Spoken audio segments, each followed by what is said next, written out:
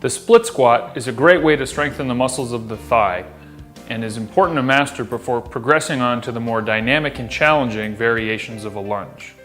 To do a split squat, have your feet about 4 feet apart with your front foot firmly planted on the ground and your back heel off the ground throughout the movement.